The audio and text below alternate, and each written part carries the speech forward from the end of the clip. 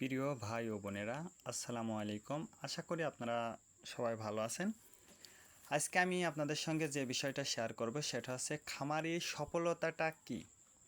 আমরা যারা খামার করব বা খামার করতে চাচ্ছি তাদের মূল লক্ষ্যটা কি, আর বা আমরা কিভাবে বা সফল খামারি হিসেবে সেই বিষয় নিয়ে আমি আলোচনা করব। অবশ্যই আপনারা ভিডিওটা না টেনে শেষ পর্যন্ত দেখবেন। আমরা যারা খামার করতে চাচ্ছি বা করব বলে ভাবছি, অবশ্যই সেটা ব্রয়লার হোক, সোনালী মুরগি হোক, দেশি মুরগি হোক, ছাগল হোক বা গরু হোক, সেটা যে কোনো খামার হইতে পারে। খামার করার ক্ষেত্রে আমি আপনাদেরকে বলবো যে খামারের সফলতা আসবে কিভাবে। তে একজন খামারির কিন্তু মূল সফলতাই হলো যে খামারের যে পশু বা মুরগি বা হাঁস বা যেটাই হোক, যে মূল সফলতাই হচ্ছে সৃষ্টিকর্তার একটা রহমত। আল্লাহ তাআলা যদি রহমত করে তাহলে আপনি সে খামারে টিকে থাকতে পারবেন। এর মধ্যে একটু কথা আছে যে আপনাকে কিন্তু চেষ্টা করতে হবে।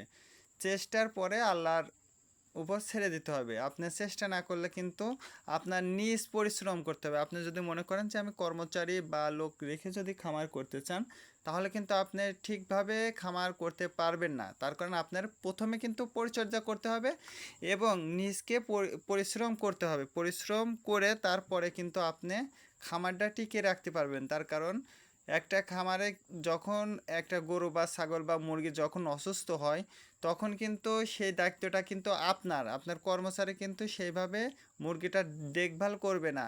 ওর জাস্ট টাইম টু টাইম ও কাজ করবে, তার অতিরিক্ত কিন্তু সে কাজ করবে না। আর আপনি যদি সেই বিষয়টা বা সেই অসুস্থ মুরগি বা ছাগল বা গরু যেটাই হোক, আপনি যদি ওইটা পরিচর্যা করেন বা যতটুকু ওষুধ প্রয়োজন যখন যা লাগবে সেটা যদি আপনি সঠিক টাইমে দিতে পারেন, তাহলে কিন্তু আপনি খামারে সফল হতে পারবেন।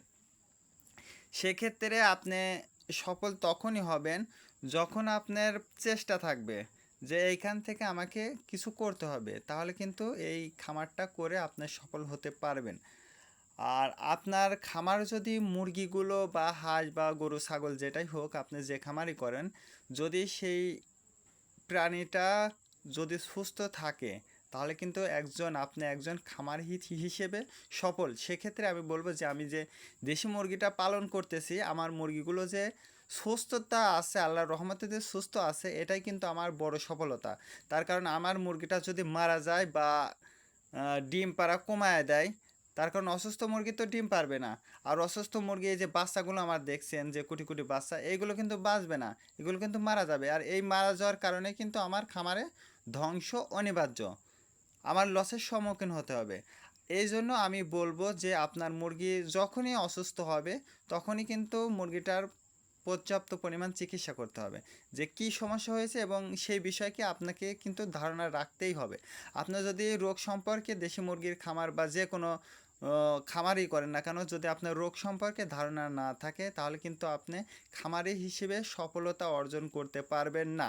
এই জন্য প্রয়োজনে অবশ্যই আপনাকে কি করতে হবে, অবশ্যই আপনাকে সেই বিষয় প্রশিক্ষণ নিতে হবে। সেটা সরকারি থেকে হোক বা বেসরকারি থেকে হোক বা ইউটিউব থেকে হোক, আপনি যেভাবেই পারেন আপনি সেই বিষয়ে জ্ঞান রাখতেই হবে। না হলে কিন্তু আপনি খামারে সফলতা অর্জন করতে পারবেন না। আর সফলতা অর্জন না করতে পারলে আপনি একজন খামারি হিসেবে ব্যর্থ হতে পারবেন।